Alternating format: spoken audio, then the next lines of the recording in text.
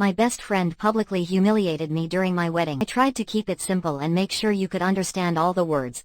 I'm still trying to make sense of what happened. Let me tell you how it all started. When I was 5 years old, we moved to a new town. Next door lived a girl my age named Bella. We quickly became best friends, and our families were close too.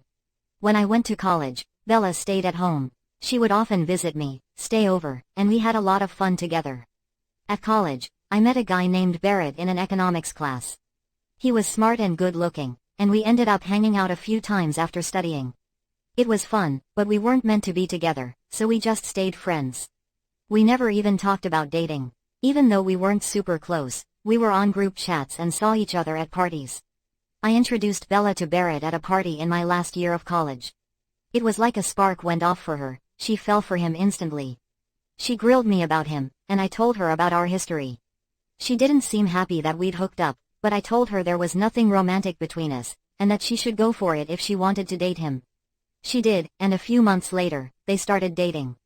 She was super excited, and I was glad for her. After college, I got a job 6 hours away from home. Not long after that, Bella and Barrett moved in together back home.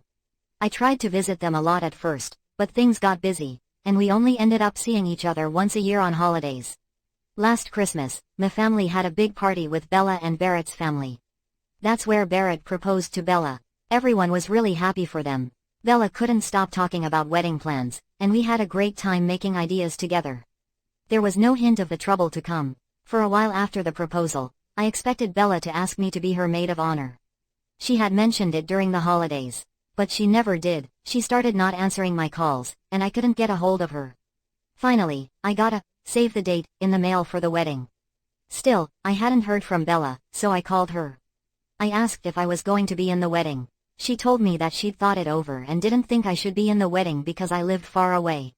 She said it would be too hard to coordinate with everyone, even though she wasn't even close to her own cousin who she'd chosen as maid of honor. I was really hurt. She knew I was her best friend.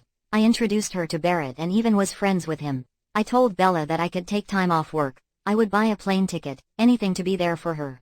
I didn't think it would be as hard as she made it seem. But she didn't care. Instead, she changed the subject to whether I was bringing a date to the wedding. I was confused. I'd just broken up with my boyfriend, and Bella knew all about it. I told her that I wasn't dating anyone and would probably go by myself. She said she'd leave my +1 open, just in case I could find a date to bring so I wouldn't be alone. I thought it was kind of nice, but I told her I'd be fine with my family and all our friends there. The next few months went by, and I didn't hear much from Bella. Maybe I could have called her more, but I was still upset that I wasn't in the wedding party. Also, I saw on social media that she had an engagement party that she didn't invite me to. That hurt, but I didn't say anything. It seemed like we were drifting apart, which can happen to the best of friends. Then, about 6 weeks before the wedding, I got a call from Bella.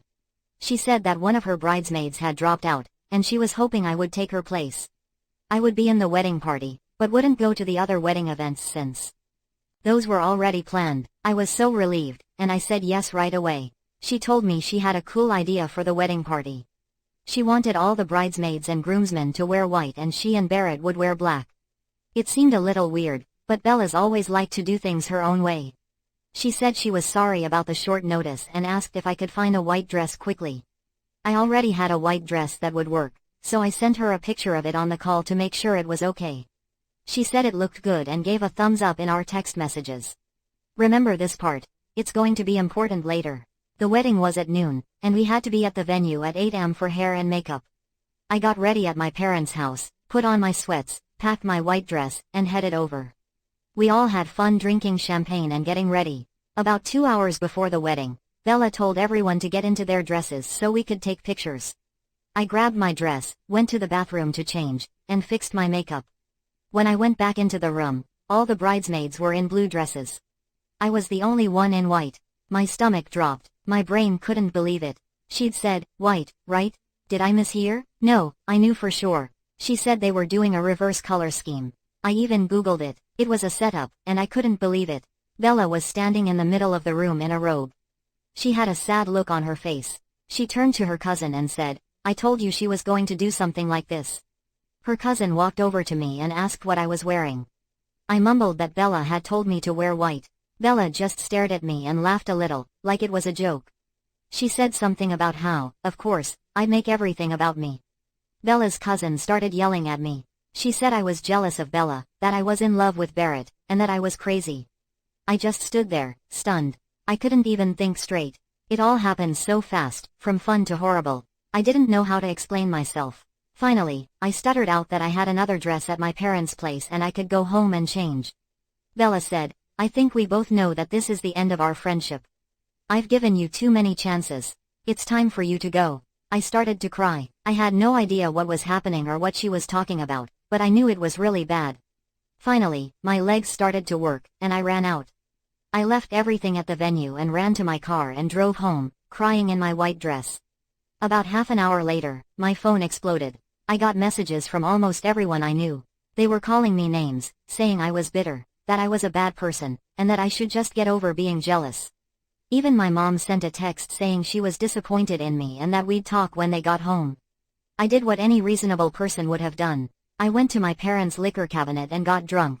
My parents came home, and things were pretty messy. My dad wouldn't even look at me. My mom and I kept talking past each other. She didn't believe I had been told to wear white. I didn't understand why. Finally, she said something like, because of everything else that happened, and I said, what are you talking about? What does that mean? And she said, you know, your ultimatums to Bella. The next few hours were even worse. I learned that for months, Bella had been lying to everyone about me. She made everyone think I was crazy and in love with Barrett.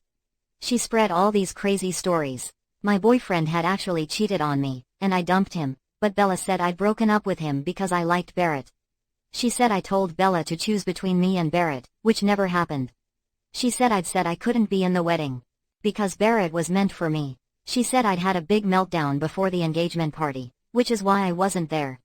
One lie after another. In all these stories, Bella made herself out to be the good friend trying to deal with a troubled friend.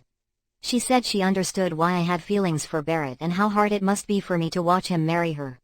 She even pretended she was trying hard to be my friend, even though it was complicated. Everyone believed her for so long, even my own mom. Finally, I grabbed my phone and gave it to her. I told her to read the messages I had with Bella and show me proof of any of these crazy things she was saying. While she was reading, she saw the picture of the white dress I sent Bella. She had forgotten to delete it, and Bella had even liked it. That's when my mom finally understood that Bella had been lying all along. She was horrified. She called my dad in and explained the truth. My dad wasn't happy. We had to try hard to calm him down so he wouldn't go next door and tear Bella's house apart. My mom says I was being a bit of a jerk. She says I should have checked with the other bridesmaids about what color they were wearing, and it was my job to do that as part of the wedding party. Maybe she's right, but that doesn't change the fact that I never wanted to hurt Bella. She's been trying to make everyone turn against me for months. The next day, I was still hungover, but I sent a bunch of messages with screenshots of my calls and text messages with Bella, and the picture of the dress. I am a graphic designer, and a lot of people didn't believe me. They thought I'd made the picture look real, but I would have made something much more convincing than a thumbs up on a picture. Almost no one believes me except for my parents and one other bridesmaid. This bridesmaid was a friend of Bella's from college. She saw what happened with the dresses and messaged me. She said I looked so stunned that she knew I was telling the truth. She said Bella had gotten really sick earlier in the year, and since then, she'd become a mean and selfish person. She said the wedding events were awful, that Bella was a monster, and she's going to stop talking to her. So, that's 3 people out of hundreds that think I'm not a jerk. Everyone else does. My reputation is ruined, and my life is a mess. I don't think I'm the bad guy, but I guess I'll let Reddit decide.